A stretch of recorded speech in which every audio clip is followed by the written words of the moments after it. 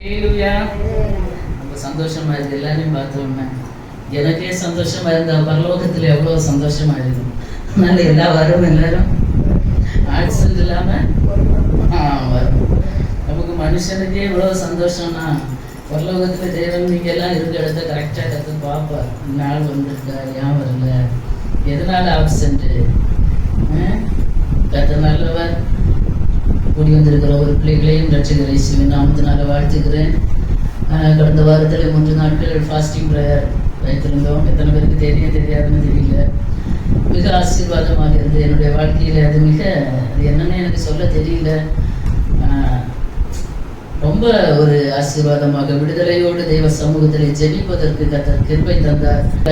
எல்லாருக்காகவும் நாங்கள் ஜெபித்தோம். ஆமென். ஹல்லேலூயா. வருகிற நாட்களில் இப்படி ஜெபங்கள் வைக்கும்போது மேக்சிமம் முடிந்த தெய்வ பிள்ளைகள் நீங்கள் கடந்து வருவது மிகுந்த ஆசீர்வாதமாக இருக்கும் என்று கர்த்தருக்குள்ளே நான் விரும்புகிறேன், நினைக்கிறேன். கர்த்தர் பெரிய காரியங்களை செய்து வருகிறார். கடந்த நாட்களில் அன்பான தாயார் அவங்க சொன்னாங்க, அவங்க மகன் நல்ல அதிகமாக படிச்சிருக்காங்க, அதனால வேலைக்கு ரொம்ப கஷ்டமாக இருக்கிறது. ரொம்ப நாளாக ஒரு சில மாதங்களுக்கு முன்னதாகவே நாம் ஜெபித்து கொண்டு இருக்கிறோம். நான் ஆண்டவரே இவ்வளவு பெரிய படிப்பு படித்திருக்கிறாரே, எங்கே ஆண்டவர் வேலை வச்சுருக்கீங்களோ தெரியல. ஓரளவு படிக்காதவங்களுக்கு வேலை கிடைக்கிறது கொஞ்சம் ஈஸியான ஒரு காரியம். ஆனால் நல்லா படித்தவங்களுக்கு வேலை கொடுக்க யோசிப்பாங்க. ஏன்னா அதுக்கேற்ற சேலரி கொடுக்கணும், அதனால யோசிப்பாங்க.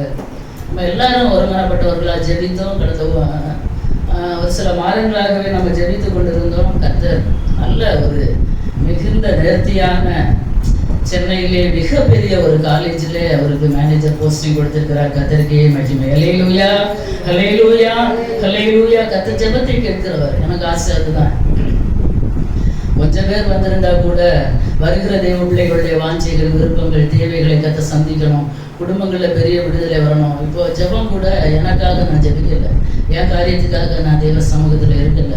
இந்த ஊழியத்துக்காகவும் இதில் வருகிற பிள்ளைகள் ஆசீர்வதிக்கப்படணும், விடுவிக்கப்படணும் என்கிறதான ஒரே நோக்கம், ஆத்மா பாரத்தோடு கூட இந்த காரியங்களுக்காக ஜெபித்திருக்கிறேன். தேவ சமூகத்தில் என்னுடைய கண்ணீரை ஊற்றி ஜெபிக்க கர்த்தர் ஒரு நல்ல நேரத்தை தந்தார். அதற்காக கர்த்தரை துதிக்கிறேன். கர்த்தர் பெரிய காரியங்களை செய்வார். உன் ஆகாரத்தை தண்ணீர்கள் மேலே போடு, அநேக நாட்களுக்கு பின்பது பலனை காண்பாய். நான் மட்டும் சொன்னேன், ஏசப்பா ஆகாரத்தை தண்ணீர் மேலே போட்டிருக்கேன், அநேக நாள் காத்திருக்க வைக்காதுங்கப்பா. இல்லையா? அநேக நாள் காத்திருக்க வைக்காதுங்கப்பா. அநேக நாள் காத்திருக்கும் போது சோர்வு தான் வருகிறது ஏசப்பா. அதனால சீக்கிரமா சில காரியங்கள், செய்ய வேண்டிய காரியங்களை கர்த்தர் செய்யணும்ன்றவர். சில விடுதலைகள், சில நன்மைகள், சில ஆசீர்வாதங்கள், கடன் பிரச்சனையில் இருக்கிற பிள்ளைகள் வாங்கினதை திருப்பி கொடுக்க வேண்டிய நிர்வாகத்தை கர்த்தர் தரணும் என்று தேவ சமூகத்தில் அழகியோடு ஜெபிக்க கர்த்தர் கிருபை தந்தார். கண்ணீரின் ஜெபம் மிக பலன் உள்ளது. ஆமென். ஹல்லேலூயா. ஒரே ஒரு மலையாள பாடலுடைய ஒரு பழைய மலையாள பாடலின் ஒரு சரணத்தை பாடிவிட்டு சின்ன ஆலோசனையாக ஒரு வார்த்தையை சொல்லி நாம் ஜெபித்து இந்த கூட்டத்தை நாம் நிறைவு செய்யலாம் என்று கர்த்தருக்குள்ளே நான் வாஞ்சிக்கிறேன். கர்த்தர் நல்லவர். உன்னத சிரேஷ்டன்மார் அந்நியராயின்னு மண்ணில் എന്നാലും സാധു ഞാൻ സന്നിധോ നിന്നത് പൊന്നേശുവേ കൃപയാൽ. ലോകപാപം പിശാചെന്നെ തൊടുകയില്ല, ദുഷ്ടഘോര ശത്രു എന്നെ കാണുകയില്ല. ലോകപാപം പിശാചെന്നെ തൊടുകയില്ല, ദുഷ്ടഘോര ശത്രു എന്നെ കാണുകയില്ല. അങ്ങേ ചിറകിൻ മറവിലാണു ഞാൻ, എന്റെ വിശ്വാസം വർദ്ധിപ്പിക്കണേ. അങ്ങേ ചിറകിൻ മറവിലാണു ഞാൻ, എന്റെ വിശ്വാസം വർദ്ധിപ്പിക്കണേ. നിർത്തിയതാണെന്നെ നിന്നതല്ല ഞാൻ, എത്ര സ്തുതിച്ചിടണം. നിർത്തിയതാണെന്നെ നിന്നതല്ല ഞാൻ, എത്ര സ്തുതിച്ചിടണം. നിന്ന പരിഹാസം ഏറെ സഹിച്ചു ഞാൻ, എത്ര നാൾ പാർത്തിടണം.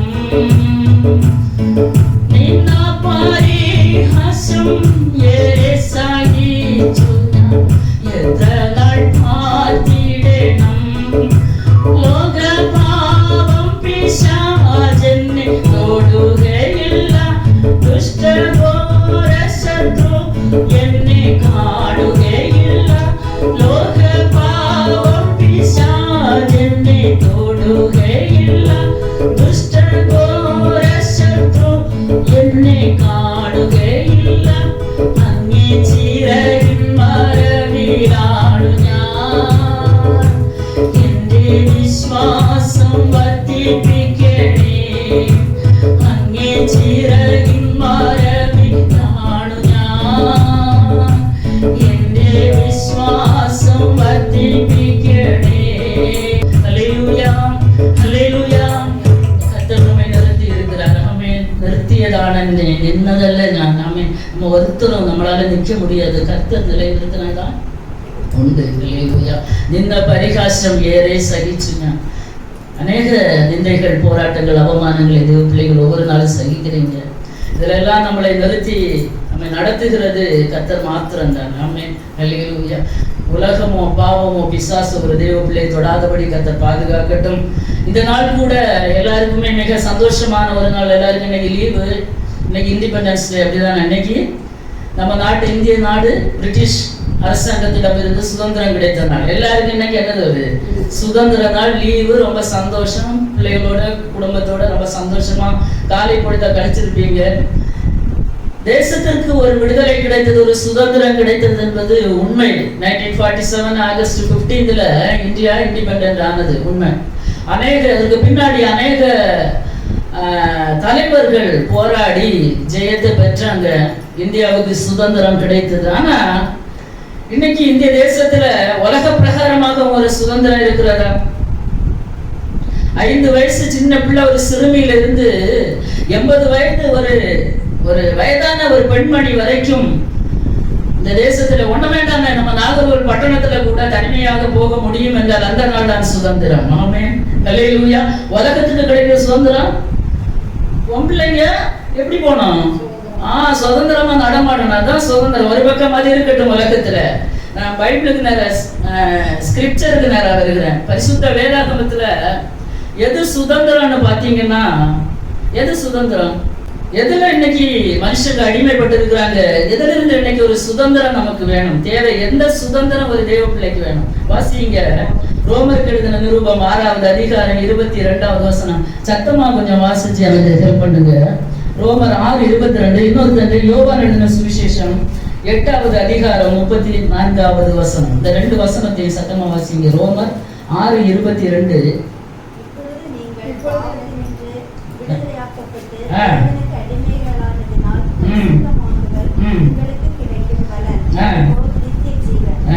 யோவான் எழுதின சுவிசேஷம் 8:34.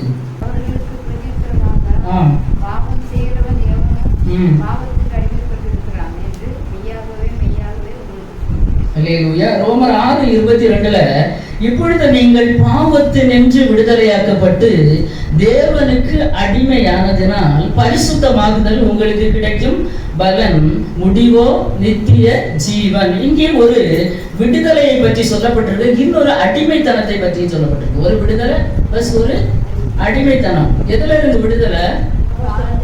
பாவத்திலிருந்து. இந்த உலகத்துல ஒரு தேசம் அடிமைப்பட்டிருக்குமானால் அந்த தேசத்தை மனிதர்கள் போராடி என்ன செய்வாங்க? வெற்றியை பெற்று தருவாங்க. 3 விதமான அடிமைத்தனம் வேதத்திலே காணப்படுகிறது. ஒன்று, ஒரு மனுஷன் எப்படி பாவத்திற்கு அடிமைப்பட்டு இருக்கிறான். 2வதாக ஒரு மனிதன் உலகத்துக்கு அடிமைப்பட்டு இருக்கிறான். 3வதாக ஒரு மனுஷன் கர்த்தருக்கு அடிமையாக இருக்கிறான். நாம இதுல எதை தெரிஞ்செடுக்க போறீங்க இன்னைக்கு? கர்த்தருக்கு அடிமை. இன்னைக்கு உலகம் அடிமைத்தனத்திலிருந்து விடுதலை கிடைத்ததுனால சந்தோஷப்படுகிறது. நம்ம இன்னைக்கு கர்த்தருக்கு அடிமையா இருக்கிறதுனால சந்தோஷப்படுகிறோம். ஹல்லேலூயா. புரியுதா? ஹல்லேலூயா ஹல்லேலூயா. பாவத்திலிருந்து ஒரு மனுஷனை விடுவிக்க, பாவத்தின் அடிமைத்தனத்திலிருந்து ஒரு மனுஷனை விடுவிக்க எந்த மகான்மாரால முடியாது, எந்த தலைவர்களால முடியாது, எந்த மிலிட்டரியால முடியாது. ஆமென். ஒரு தேசத்துக்கு விரோதமாக ஒரு தேசம் யுத்தம் பண்ணோம்னா நம்ம படைகளை நம்ம என்ன செய்யலாம்? திரட்டி வந்து சேர்த்து நம்ம பலத்தை நம்ம என்ன செய்யலாம்? காண்பிக்கலாம். அங்கேயும் கொஞ்சம் சேதம் உண்டாகும், இங்கேயும் கொஞ்சம் சேதம் உண்டாகும். எந்த கை ஓஞ்சி நிற்கிறோம் அந்த கையில நமக்கு என்ன கிடைக்கும்? விடுதலை கிடைக்கும். அப்படிதான் பல தலைவர்கள் போராடி என்ன செய்திருக்காங்க? தங்கள் உயிரை மாய்த்து தங்கள் உயிரை கொடுத்து. எதற்காக? உலகத்துக்காக, தேசத்துக்காக. தேசம் எப்படியாவது அடுத்த ஒரு நாட்டின் அடிமைத்தனத்திலிருந்து விடுவிக்கப்படணும். அதுக்காக தங்களுடைய இன்னும் உயிரை மாய்த்து விடுதலையை வாங்கி தந்திருக்காங்க. அதனால தேசம் விடுதலை கிடைத்தது. உண்மை. That's right. ஆனா பாவத்திலிருந்து ஒரு மனிதனை விடுதலையாக்க, பாவத்தின் அடிமைத்தனத்திலிருந்து ஒரு மனிதனை விடுதலையாக்க யாரால முடியும்? யாராலே முடியாது. ஆமென். ஹல்லேலூயா, ஹல்லேலூயா. பாவத்திலிருந்து ஒரு மனிதனை விடுதலையாக்க வேண்டும் என்றால் பரிசுத்தமான ஒரு தெய்வம் வந்து மரிக்க வேண்டும். எந்த பட்டாளக்காரனும் முடியாது, எந்த முப்படைகளும் அங்கே தேவையில்லை, எந்த மிசைலும் தேவையில்லை. ஹல்லேலூயா. எந்த ஏவுகணையும் தேவையில்லை. புரியுதுண்ணே? ஏவுகணையை வச்சு ஒரு மனுஷனுக்கு பாவத்தை எடுத்துடலாமா? எடுக்க முடியாது. அவனுடைய அந்தரங்கத்தில் இருக்கிற பல பாவங்கள், வெளிக்கு தெரியாத சில பாவங்கள். ஆமென். ஹல்லேலூயா. இதையெல்லாம் இந்த பாவத்தின் அடிமைத்தனத்துல கட்டி வைத்திருக்கிற ஒரு மனிதனை விடுதலையாக்க வேண்டும் என்றால் கர்த்தராகிய இயேசு கிறிஸ்து மாத்திரமே. ஆமென். ஹல்லேலூயா. இயேசு அதற்காக தான் இந்த உலகத்துல வந்து என்ன செய்தார்? ரத்தம் சிந்தி மரித்தார். ஆமென். ஹல்லேலூயா. உலகத்தின் மகான்மார்கள் மரித்தார்கள், மரித்து போனாங்க, அதோட முடிஞ்சு போச்சு. அவர்களுடைய வாழ்க்கை இந்த உலகத்தோடு முடிந்து போனது. இயேசு உலகத்தின் பாவத்தின் அடிமைத்தனத்தில் இருக்கிற ஒரு மனிதனை மீட்டுக் கொள்வதற்காக பரிசுத்தமான ஒரு தெய்வம் தன்னுடைய இரத்தத்தை சிந்தி மனுஷனுடைய பாவத்திலிருந்து என்ன செய்திருக்கிறார்? விடுதலையாக்கி தனக்கு அடிமையாக அந்த மனிதனை மாற்றி இருக்கிறார். ஹல்லேலூயா. இந்த அடிமைத்தனம் எப்படின்னு நீங்க பாத்தீங்கன்னா, ஒரு மனுஷனை ஃபோர்ஸ் பண்ணி அடிமைப்படுத்துகிறது அல்ல. ஒரு வீட்டுல இப்ப வேலை செய்யறவங்களுக்கு தெரியும், அடிமைப்படுத்துவாங்க. சில நேரங்களில் வெளிநாட்டுல வேலை செய்யறவங்களும் அந்த நாட்டில் இருக்க மனிதர்களுக்கு அடிமைதான். ஒரு விதத்துல என்னதுதான்? அடிமைதான். சில காரியங்களை ஃபோர்ஸ் பண்ணி சொல்லுவாங்க. கண்டிப்பா கட்டாயப்படுத்தி இதை என்ன செய்யணும்? செய்யணும். அதுதான் உலக பிரகாரமான அடிமைத்தனம். ஆனா இன்னைக்கு நம்ம கிறிஸ்துவுக்கு அடிமைகளாக இருக்கிறோம் என்றால் அந்த அன்பை நிமித்தமாக, அந்த பெரிய பாக்கியத்தை நினைத்து, நமக்கு அந்த பாவ மன்னிப்பு கர்த்தர் தந்திருக்கிறாரே அதை நினைத்து நம்ம கர்த்தருக்கு நாமே என்னதான் இருக்கிறோம்? ஆண்டவரே உமக்கு நாங்கள் அடிமை. இதுதான் மெய்யான சுதந்திரம். ஆமென். ஹல்லேலூயா. ஒரு தேவ பிள்ளைக்கு மெய்யான சுதந்திரம் என்னன்னு பாத்தீங்கன்னா, பாவத்தில் இருந்து விடுதலை கிடைக்கிறது தான் ஒரு மெய்யான சுதந்திரம். ஆமென். ஒரு மெய்யான இண்டிபெண்டன்ட் அதுதான். ஆமென். இப்போ உலகத்துல விடுதலை கிடைச்சவன சுதந்திரம் ஆயிடுச்சு, விடுதலை ஆயிடுச்சு. ஆனா நம்ம என்ன ஆகிருக்கிறோம்? இப்போ விடுதலை பெற்று என்ன ஆகிருக்கிறோம்? அடிமையாக இருக்கிறோம். அன்புக்கு சில நேரங்கள் அடிமையாகும்ல. சில ஆட்களுக்கு நமக்கு சில நன்மைகளை செய்வாங்க, நம்ம கஷ்டப்படுகிற நேரத்துல ரொம்ப நம்மளை கவனிப்பாங்க. யோ சிஸ்டர் எப்படி இருக்கிறீங்க? நல்லா இருக்கிறீங்களா? என்ன சூழ்நிலையில இருக்கீங்க? சாப்பிட்டீங்களா? எப்படி இருக்கிறீங்க? உடம்பு எப்படி இருக்கு? இப்படி ஒருத்தங்க நம்மகிட்ட விசாரிச்சாங்கன்னா அந்த அன்புக்கு சில நேரங்களை நம்ம என்ன செய்து போகிறோம்? அடிமைப்பட்டு போகிறோம். அது கட்டாயம் அல்ல. ஃபோர்ஸ் பண்ணி என்ன நேசின்னு யாரும் சொல்லி யாரும் நேசிக்க போறது இல்ல. அவங்க செய்ததற்கு ஒரு மாற்று, ஒரு பிரதிபலனாக நம்ம அவங்களை என்ன செய்கிறோம்? நேசிக்கிற ஒரு நம்மள தெரியாமலே ஒரு அன்புக்கு நம்ம என்ன செய்கிறோம்? அடிமையாகிறோம். அந்த அன்பு அதிகரிக்க ஒவ்வொரு நாளும் விசாரிக்கிறோம். எப்படி இருக்கிறீங்க? என்ன செஞ்சுட்டு இருக்கிறீங்க? சாப்பிட்டீங்களா? என்ன இதெல்லாம் ஒரு மனுஷனை என்ன செய்கிறது? தூக்கி விடுகிறது. அப்படிதானே? அதே மாதிரி இயேசு இந்த உலகத்துல வந்து பாவத்தின் அடிமைத்தனத்துல இருந்த நம்மளை விடுவித்து தமக்கு அடிமைகளாக மாற்றினார். அழகாக வசனம் சொல்லுகிறது, பாவத்தினின்று விடுதலையாக்கப்பட்டு தேவனுக்கு அடிமையானதுனால் நமக்கு 2 பலன் கிடைக்கிறது. சாதாரண உலகத்துக்கு அடிமையான ஏதாவது பலன் உண்டா? ஏதாவது பாக்கியம் உண்டா? அதனால ஏதாவது நன்மை உண்டா? ஒரு மனுஷன் நம்மளை அடிமைப்படுத்தி வைத்திருக்கிறாங்கன்னா அதுக்கு அவன் ஏதாவது நமக்கு நன்மை தருவானா? ஏதாவது ஆசீர்வாதம் தருவானா? இல்ல.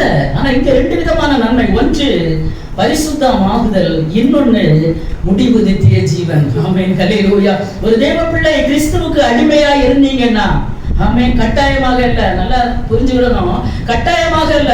அவர் நம்முடைய பாவத்தை நிவர்த்தி செய்ததன் நிமித்தமாக நாம் அவரிடத்தில் அன்பு கூர்ந்து அவருக்கு அடிமையாக நாம் என்ன செய்கிறோம்? இருக்கிறோம். அந்த அடிமைத்தனம் என்னன்னு ஃபோர்ஸ் பண்ணி இல்ல. அவர் நம்மளை போட்டு என்ன செய்யல, இதை செய் அதை செய் அப்படி ஒண்ணு அவர் செய்ய வரல. ஆமென். ஹல்லேலூயா. ஒவ்வொரு நாளும் நம்மளை அவர் என்ன செய்கிறார்? நேசிக்கிறார். என் பிள்ளை என்ன செய்து கொண்டு இருக்கிறது? கஷ்டத்துல இருக்கிறதா? நெருக்கத்துல இருக்கிறதா? பட்டினியில இருக்கிறதா? கடன்ல இருக்கிறதா? பலவீனத்துல இருக்கிறதா? கர்த்தர் தாங்குகிற தேவன், பலப்படுத்துகிற தேவன். அந்த தேவனுக்கு நம்ம ஆட்டோமேட்டிக்கா அடிமைகளாக மாறுகிறோம். அதற்கு கிடைக்கிற வெகுமதி என்னன்னு பாத்தீங்க? ஒண்ணு பரிசுத்தமாகுதல், உங்களுக்கு கிடைக்கும் பலன். ஆமென். ஹல்லேலூயா. கர்த்தருக்கு ஒரு தேவ பிள்ளை அடிமையா இருந்தா பரிசுத்தமாய் வாழ முடியும். ஆமென். ஆமென். ஹல்லேலூயா. உலகத்துக்கு அடிமையா இருந்தா எப்படி இருக்க முடியும்? உலகத்தின் காரியங்கள். அதான் ஒரு மனுஷன் உலகத்துக்கு அடிமையா இருக்கிறான்னா உலகத்தின் காரியங்கள், உலகத்தின் என்ன ஒருவேளை பணங்கள், அதிகமான ஆஸ்திகள், செல்வங்கள் இருக்கலாம். அது ஒரு மனுஷனை என்ன செய்து வைக்கும்? அடிமைப்படுத்தி வைக்கும். கர்த்தரை தேடுகிறதற்கான நேரங்கள் அவனுக்கு கிடைக்காது. ஆனா கர்த்தருக்கு அடிமைப்பட்டிருக்கிறவன் அப்படி அல்ல. அவன் கர்த்தருக்கு ஏற்ற காரியங்களை சிந்திப்பான். கர்த்தருக்கு எதை செய்யணும், என்ன செய்யணும், எப்படி பரலோக ராஜ்யத்துக்கு போவதற்கு ஒவ்வொரு நாளும் ஆயத்தப்படணும், அவரை பிரீதிப்படுத்துவதற்காக, அவரை மகிழ்விப்பதற்காக நான் என்ன செய்ய வேண்டும் என்பதை நினைத்து நினைத்து செய்யக்கூடிய ஒரு அடிமைத்தனம். இதற்கு கிடைக்கிற பதில் தான் என்னது? பரிசுத்தமாகுதல் கிடைக்கும் பலன் முடிவு என்னது? நித்திய ஜீவன். நித்திய ஜீவன் அது சொல்லும் போதே ரொம்ப இதயத்துக்குள்ள மிகுந்த சந்தோஷமா இருக்கிறது. நித்திய ஜீவன். ஏன்னா கர்த்தர் சொன்ன ஒரு வாக்குத்தத்தம் என்னன்னா, நித்திய ஜீவனை நான் உங்களுக்கு அழைப்பேன். இது கர்த்தர் நமக்கு தந்திருக்கிறதான வாக்குத்தத்தம். அல்லேலூயா. ஆனா ஒரு மனுஷன் நேர ஆப்போசிட்டா பாவத்துக்கு அடிமைப்பட்டு இருக்கிறான்னு வைத்துக் கொள்ளுங்களேன். 3 விதமான அடிமைத்தனம். 1 பாவத்துக்கு அடிமைத்தனம், 2 உலகத்துக்கு அடிமைத்தனம், 3 கர்த்தருக்கு அடிமைப்பட்டு இருக்கிறான். பாவத்துக்கு அடிமைப்பட்டிருக்கிற ஒரு மனுஷன் அந்த பாவத்தை பால் போல் பருகி ஒவ்வொரு நாளும் அந்த பாவம் அவனை என்ன செய்து வைக்கிறது? அடிமைப்படுத்தி வைக்கிறது, அடிமைப்படுத்தி வைக்கிறது. இன்னைக்கு செய்கிற பாவம் நாளைக்கு, இன்னைக்கு குடிப்பான் 6 மணிக்கு சாயங்கால நேரத்துல டாஸ்மாக் கடையில வேலையை முடிச்சுட்டு போய் குடிக்கிற ஒரு மனுஷன் மறுநாள் அவங்களுக்கு யாருமே சொல்ல வேண்டாம், அதே நேரம் அந்த கால்கள் கரெக்டா அந்த கடைக்கு என்ன செய்யும்? போகும். நீங்க வேணா கேட்டு பாருங்களேன். கண்டிப்பா அந்த நேரத்துக்கு அதே இடத்துக்கு போகும். அது மாதிரி ஒரு புகை பிடிக்கிற பழக்கம் இருக்கிறவங்க சிலவங்க எல்லாம் சாப்பிட்டு முடிச்ச உடனே என்ன செய்வாங்க? நிறைய பேரை நான் பார்த்துருக்கேன், அதனால சொல்றேன். உடனே ஒரு இழுப்பு இழுக்கணும். அது அந்த நேரம், அந்த காலம், பாவம் அந்த மனுஷனை செய்ய தூண்டுகிறது. இன்னும் யாருக்கும் தெரியாத சில அந்தரங்க பாவங்கள் ஒரு மனுஷனை அடிமைப்படுத்தி வைக்குமானால் அவன் அதற்கு நேராக விரைந்து ஓடுகிறான். யாருக்குமே தெரியாது. அந்த பாவம் அவனை அடிமைப்படுத்தி அது அவனை மூழ்கடித்து விடுகிறது. அதிலிருந்து அவன் எழும்ப முடியாது. இப்பேற்பட்ட அனுபவத்தில் இருக்கிற ஒரு மனிதனை ரட்சிக்கும்படியாக தான் இயேசு இந்த உலகத்துல என்ன செய்தார்? வந்தார். அதே ரோமருக்கு எழுதின நிருபம் 6வது அதிகாரத்துக்கு நேராக வாங்க. அந்த 6வது அதிகாரம் 3வது வசனம் 4வது வசனத்துல வாசிங்க பார்க்கலாங்க. அவருடைய மரணத்துக்குள்ளாக ஞானஸ்தானம் பெற்றதை அறியாமல் இருக்கிறீர்களா? மேலும் பிதாவின் மகிமையிலே கிறிஸ்து மரித்தோரிலிருந்து எழுப்பப்பட்டது போல நாமும் புதிய ஜீவனுக்குள்ளவர்களாய் நடந்து கொள்ளும்படி மரணத்துக்குள்ளாக்கும் ஞான ஸ்நானத்தினாலே கிறிஸ்துவுடனே கூட அடக்கம் பண்ணப்பட்ட. அடுத்த வசனம், ஆதலால் அவருடைய மரணத்தின் சாயலில் நாம் இணைக்கப்பட்டவர்களானால் அவர் உயிர்த்தெழுதலின் சாயலிலும் இணைக்கப்பட்டிருக்கிறோம். அடுத்த வசனம் கூட, நாம் இனி பாவத்துக்கு ஊழியம் செய்யாதபடிக்கு பாவ சரீரம் ஒழிந்து போகும் பொருட்டாக நம்முடைய பழைய மனுஷன் அவரோட கூட சிலர் அறியப்பட்டது என்று அறிந்திருக்கிறோம். அடுத்த வசனம், மரித்தவன் பாவத்துக்கு நீங்கி விடுதலையாக்கப்படுகிறானே.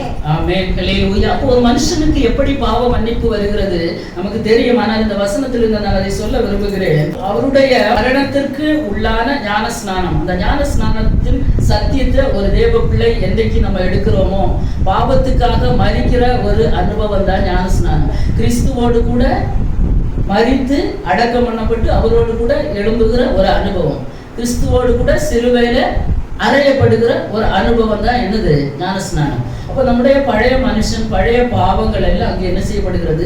அடக்கம் பண்ணப்படுகிறது. அவரோடு கூட நம்ம என்ன செய்கிறோம்? எழும்புகிறோம். அப்படிதானே? நான் இனி பாவத்திற்கு ஊழியம் செய்யாதபடிக்கு பாவ சரீரம் ஒழிந்து போகும் பொருட்டாக நம்முடைய பழைய மனுஷன் அவரோட கூட சிலுவையில் அறையப்பட்டதென்று அறிந்திருக்கிறோம். மரித்தவன் பாவத்துக்கு நீங்கி விடுதலையாக்கப்பட்டிருக்கிறான். எப்படி மரித்தவன் பாவத்துக்கு நீங்கினா? சரீர மரணமா? இல்ல, பாவத்துக்கு மரித்த ஒரு மனுஷன். ஆமென். பாவத்துக்கு மரித்த ஒரு மனுஷன் அந்த பாவத்தை விட்டு நீங்கி அவன் என்ன செய்கிறான்? விடுதலையை பெறுகிறான். ஹல்லேலூயா. அவன் சுதந்திரவாளியாகிறான். ஆமென். எப்ப சுதந்திரவாளியாகிறான்? ஞானஸ்நானம் எடுக்கும் போது அவனுடைய பாவம் அங்கே அடக்கம் பண்ணப்படுகிறது. ஹல்லேலூயா. நல்லா செத்த பிறகுதான் என்ன செய்யணும்? அடக்கம் பண்ண. சாவுக்கு முன்ன அடக்கம் இன்ன மணி நேரம்னு யாராவது சொல்லுவோமா? இல்ல. ஒரு மனுஷன் மரிச்ச பிறகு இப்போ ஹாஸ்பிட்டல்ல சீரியஸா இருக்குன்னு வச்சுக்கிட்டுங்களா? சீரியஸ் தான், கடைசி கட்டத்துல தான் இருந்தாலும் உடனே ரிலேஷன்ஸுக்கு எல்லாம் ஃபோன் பண்ணி சொல்லுவோமா அடக்க ஆராதனை எத்தனை மணிக்குன்னு? சொல்ல மாட்டோம். என்ன செய்யணும்? அது அந்த ஜீவன் ஃபுல்லா போகணும். அதே மாதிரிதான் பாவத்துக்கு ஃபுல்லா சாகணும். உலகத்துக்கு சாகணும். ஆமென். ஒரு தேவ பிள்ளை கிறிஸ்துவோடு கூட அடக்கம் பண்ணப்பட வேணும்னா எல்லாம் சாகணும். எல்லாம் ஒவ்வொரு அவயவங்களும், ஒவ்வொரு அவயவத்தின் கிரியைகளும் அழிக்கப்படணும். எல்லாம் சிலுவையில் அறையப்படணும். ஒவ்வொரு அவயவங்களும் ஃபுல்லா செத்த பிறகுதான் அடக்கம் பண்ணப்படுவது போல செத்த பிறகுதான் முக்கணும். ஆமென். ஹல்லேலூயா. செத்த பிறகுதான் முக்கணும். இல்லைன்னா முங்கி எழுப்பின பிறகு சில சுபாவங்கள் என்ன செய்யும், நம்மள தெரியாமலே வெளியே வந்து செத்து போன பிறகு யார் அதுக்கு பிறகு என்ன செய்தாலும் பிரச்சனை இல்லை. அடிச்சாலும் ஆகாது, என்னதான் பேசினாலும் பிரச்சனை இல்லை, யாருதான் எதிராக பேசினாலும் பிரச்சனை இல்லை. இன்னைக்கு வருத்தம் வருதுன்னா சரியா சாகலன்னு அர்த்தம். ஆமே. ஹல்லேலூயா. யாராவது எதிராக பேசுறாங்கன்னு வச்சுக்கோங்களேன், யாராவது ஒருத்தங்க நமக்கு விரோதமா பேசுறாங்க, இல்ல நம்ம செய்யறது தப்புன்னு பேசுறாங்க, ஐயோ என்னால தாங்க முடியல, மன்னிக்கிற குணம் இல்லை, அப்படியே இருதயத்துக்கு உள்ள இருக்கிறதுன்னு சொன்னா இது சரியா சாகல. அதனால ரெண்டாவது போய் முங்கவும் முடியாது, ரெண்டாவது சாக முடியாது. ஒருக்கா செத்ததுதான். அதனால அந்த கிரியைகள் நம்மை விட்டு அழியணும், அதெல்லாம் அழியணும். ஒண்ணுன்னா ஒவ்வொரு அவயவங்களும் அதை சொல்ல போனா நிறைய இருக்குது. கண்ணு, ஹல்லேலூயா, கண்ணு பார்வை எப்படி இருக்கிறது, வாய், நாவு, அது என்னது ஆயுள் சக்கரத்தை முழுசு என்ன செய்து விடுமா, கொளுத்தி விடுமா. நாவு நெருப்பு, யார்ட்டையும் பேசும்போது நெருப்பை போல எரிஞ்சு பேசக்கூடாது தெய்வ பிள்ளைங்க. நம்ம ஒருக்கா செத்து போயாச்சு. நம்மளதான் ஏதாவது பேசினா கூட கிறிஸ்துவுக்குள்ளே அடக்கம் பண்ணப்பட்டு உயிர் தெழுந்த தேவ பிள்ளைகள்ட்ட வாயிலிருந்து கிருபையுள்ள வார்த்தைகள் வர வேண்டும். அதை பார்த்து இன்னொரு மனுஷன் மனம் திரும்பணும், இவர் உண்மையிலே இவங்க கர்த்தருடைய பிள்ளைகள் தான். ஆமென். ஹல்லேலூயா. ஹல்லேலூயா. இருதயம் மகா திருக்குள்ளது கேடுள்ளது. எரேமியால பார்க்கிறோம். மகா திருக்கும் கேடும். நல்ல இருதயம் அது ரத்தத்தை சுத்திகரிச்சு உடம்புக்கெல்லாம் அனுப்புது, கெட்ட ரத்தத்தை எல்லாம் வெளியே தள்ளுது. அந்த இருதயம் எப்படி இருக்கா இன்னைக்கு, திருக்கும் கேடும் உள்ளதா இருக்கும். அந்த இருதயத்தை பத்திரமா பாதுகாத்துக்கிடணும். காதுல கேட்க வேண்டியதை கேட்கணும். யாராவது நம்மளை பேசிட்டு போறாங்கன்னு சொன்னா அது கேட்காமலே போயிருங்க. இந்த காதுல கேட்டு இந்த காதுல விட்டுருங்க. இன்னைக்கு பிரசங்கம் பண்றது கேட்டா தெரியாது, அடுத்த வாரம் வந்து என்ன பிரசங்கன்னு கேட்டா தெரியாது. ஆனா யாராவது ஏதாவது சொன்னா அது கரெக்டா ஸ்டாக்கா இருக்கும். ஆமை. விடுதலையாக வேண்டும், சுதந்திரராக வேண்டும். ஒரு தேவ பிள்ளை பாவத்திலிருந்து சுதந்திரராகி விடுதலையாகி கிறிஸ்துவுக்கு அடிமையாக மாற வேண்டும். அப்படி மாறும்போது பரிசுத்தமாகுதல் நமக்கு கிடைக்கும். பலன் முடிவோ நித்திய ஜீவன். இது இல்லைன்னா பரிசுத்தமா வாழவும் முடியும். கிறிஸ்துவுக்கு அடிமையா இருந்தாதான் பரிசுத்தமாய் வாழ முடியும். கேட்பாங்க இல்ல, உங்க ஃப்ரெண்ட்ஸை பார்த்தா நீங்க யாருன்னு நான் என்ன சொல்லுவேன் பிள்ளைகிட்ட சொல்லுவாங்க பேரண்ட்ஸ், உன் ஃப்ரெண்ட்ஸை பார்த்தா நான் சொல்லுவேடா அது யாருன்னு. அப்படிதானே? நீ எப்படி நல்ல நண்பர்களோட நீ ஐக்கியம் வச்சிருந்தேன்னா அதே பழக்க வழக்கங்கள் உனக்கும் வரும். அது மாதிரி கிறிஸ்துவோடு கூட, கிறிஸ்து நமக்கு நல்ல நண்பர், நல்ல சகோதரர், நல்ல சிநேகிதர், ஆமென், நல்ல தகப்பன், நல்ல தாய், எல்லாவற்றுக்கும் எல்லாம் ஆலின் ஒன். எப்போதும் எதற்கு வேணும்னாலும் அவரை நம்ம என்ன செய்துக்கிடலாம், எடுத்துக்கிடலாம். நல்ல ஒரு மனவாளர். அப்போ அவரோடு கூட பழகும் போது அவருக்குள்ள இருக்கிறதான அந்த சுபாவங்கள், அந்த பரிசுத்த வாழ்க்கை வாழ நம்மை அது என்ன செய்யும், அது ஃபோர்ஸ் பண்ணும். ஆமென். அதுதான் அந்த அடிமைத்தனம். அது ஃபோர்ஸ் பண்ணு. நீ இது பண்ணாத, இப்படி பேசாத, இங்க போகாத, இதை செய்யாத, இந்த வசனத்தை இப்படி கைக்கொள், இதை விட்டு மாறாத. ஆமென். நித்திய ஜீவனை பெற்றுக்கொள்ளணும்னா அவ்வளவு சீக்கிரம் ஈஸியான விஷயம் கிடையாது. பரிசுத்தமாய் வாழ்கிறது அவ்வளவு ஈஸியான விஷயம் கிடையாது. ஆமென். சொற்களின் மிகுதியினால் பாவம் இல்லாம போகாது.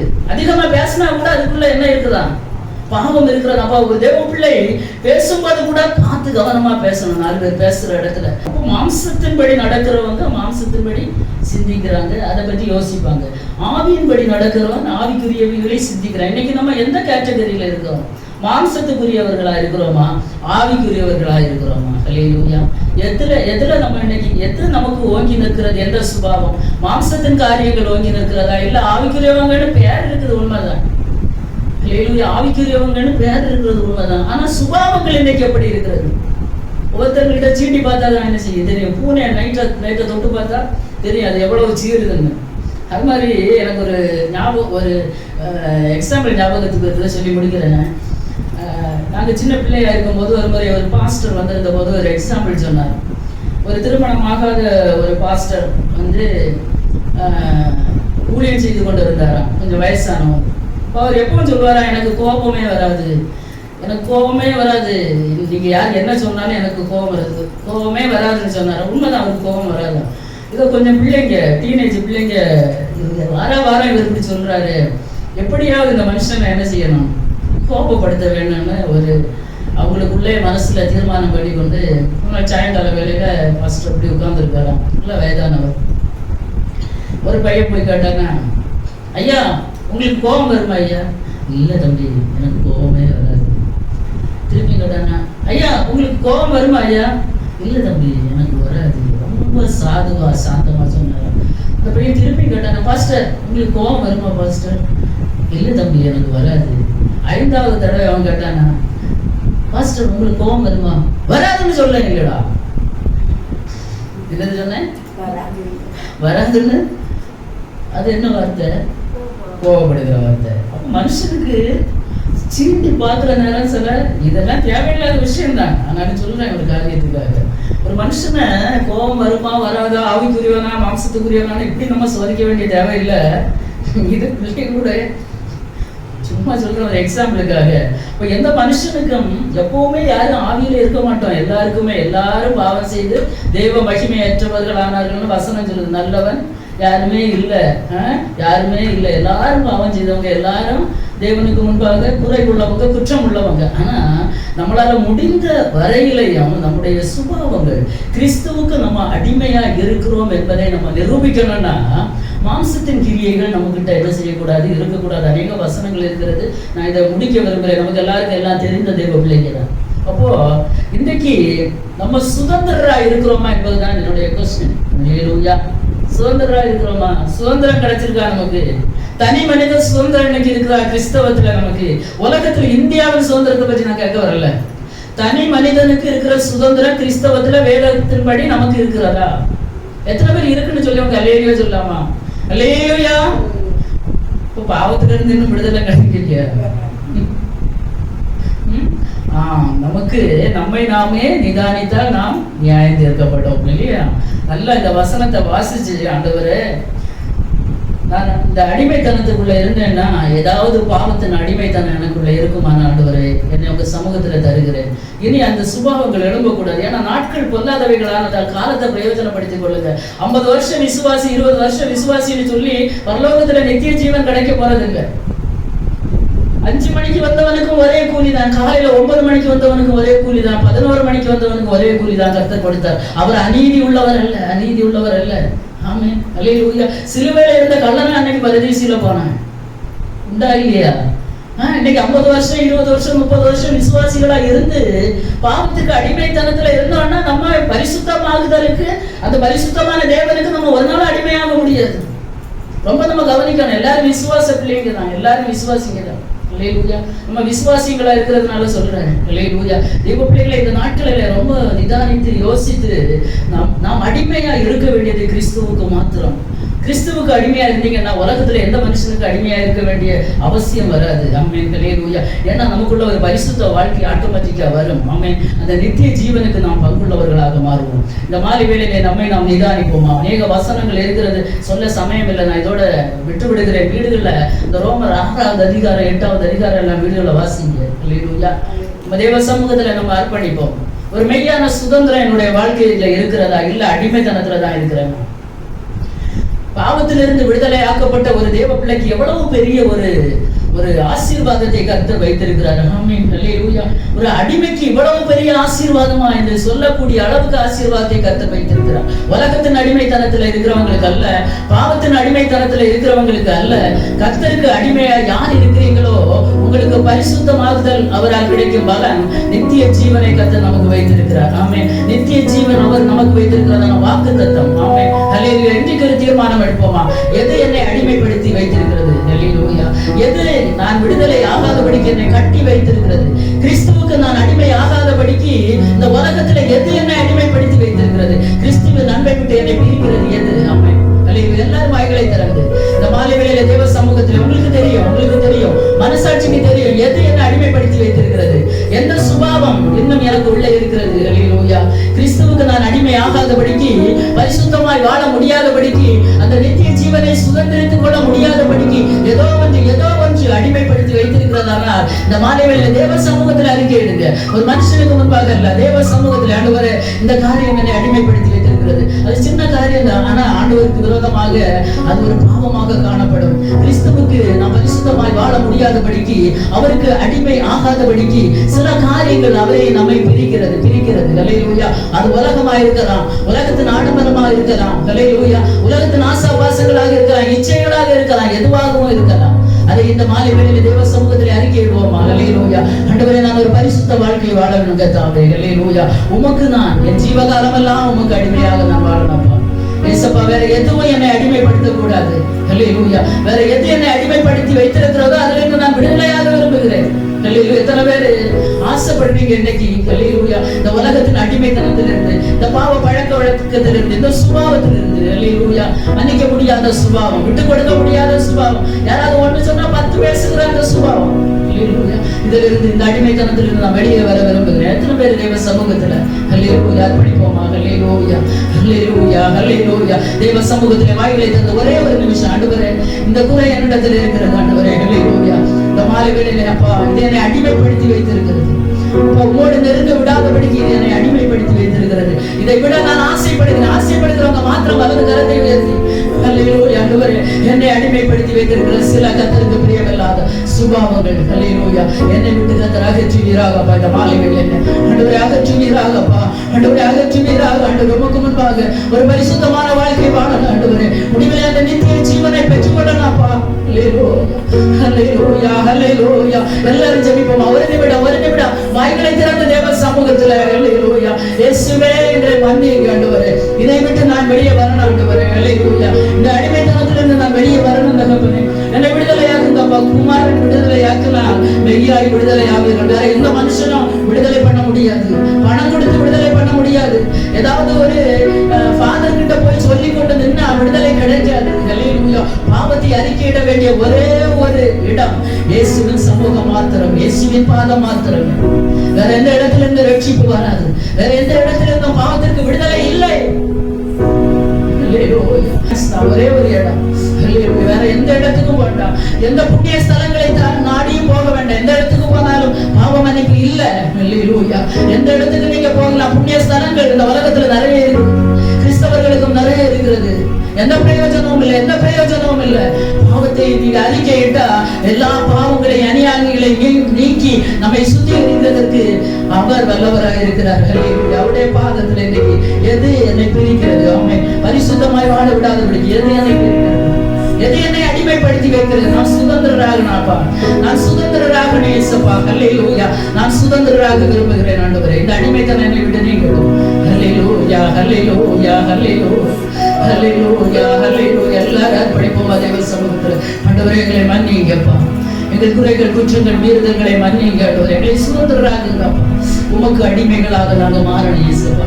உமக்கு அடிமைகளாக நாங்க மாற விரும்புகிறோம் ஆண்டவரே. இந்த மாலை வேளையில வந்திருக்கிற பிள்ளைகள் ஆண்டவரே, இயேசுப்பா, உமக்கு அடிமைகளாக மாறுவார்களாகப்பா. எந்த மனுஷனுக்கு அடிமைகளாக அல்ல தகப்பனே. இயேசுப்பா, உமக்கு அடிமைகளாக மாறட்டும் தகப்பனே.